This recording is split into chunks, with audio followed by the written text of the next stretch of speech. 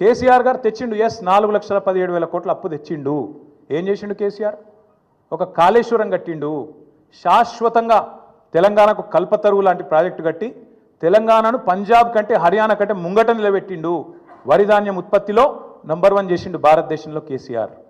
90% పాలమూరు వలసల జిల్లాగా పేరుపడ్డ పాలమూరు రంగారెడ్డి ఎత్తిపోతల పథకాన్ని 90% పూర్తి చేసి ఒక పంపు కూడా ఆన్ చేసి మీ చేతుల్లో పెట్టిండు.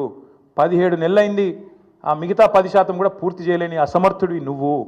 కేసీఆర్ గారు అప్పు చేసిండు, కానీ ఇంటింటికి నల్లా పెట్టి నీళ్ళు ఇచ్చిండు. దగ్గర 30,000 కోట్లతోనే ఆ ప్రాజెక్టు పూర్తి చేసిండు. నువ్వు కనీసం ఆ ప్రాజెక్టును నడపలేకపోతున్నావు. ఎస్ కేసీఆర్ అప్పు చేసిండు. దేనికోసం చేసిండు? 1,00,000 కోట్లు పెట్టి తెలంగాణ ఏదైతే విద్యుత్ లోటుతోని ఆగమాగమైతుండేనో ఆ విద్యుత్ లోటుతో ఆగమాగమైన తెలంగాణను ఇలా 24 గంటల వెలుగు జిలుగుల తెలంగాణగా కేసీఆర్ గారు మార్చిండు. కేసీఆర్ గారు అప్పు చేసిండు. రైతు బంధు అనే పథకం పెట్టి రైతుల ఖాతాల్లో 70 లక్షల మంది రైతుల ఖాతాల్లో 73,000 కోట్ల రూపాయలు వాళ్ళ ఖాతాలు వేసిండు. కేసీఆర్ అప్పు చేసిండు. 29,000 కోట్ల రైతుల అప్పు తీర్చిండు. కేసీఆర్ అప్పు చేసిండు. 24 గంటల ఉచిత కరెంటు రైతులకు ఇచ్చి 60,000 కోట్ల వాళ్ళ భారాన్ని తాను తీసుకున్నాడు. ఎస్ కేసీఆర్ అప్పు చేసిండు.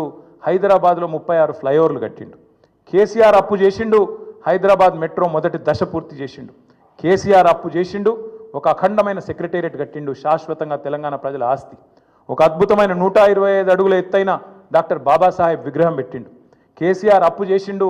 తెలంగాణ అమరులకు అమరజ్యోతి అద్భుతమైన ఒక స్తూపాన్ని నిర్మాణం చేసిండు. కేసీఆర్ అప్పు చేసిండు. 32 మెడికల్ కాలేజీలు పెట్టిండు. 32 నర్సింగ్ కాలేజీలు పెట్టిండు. కేసీఆర్ అప్పు చేసిండు. 1022 గురుకుల పాఠశాలలు పెట్టిండు.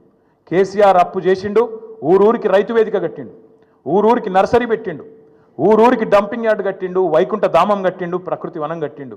నువ్వు పీకింది ఏంది చెప్పు? కలెక్టరేట్లు కూడా కట్టిండు. 32 జిల్లాలు కట్టిండు. నువ్వేం చేసినావు? 1,70,000 కోట్ల. నేను చెప్పమంటే ఇంకో గంట చెప్తా.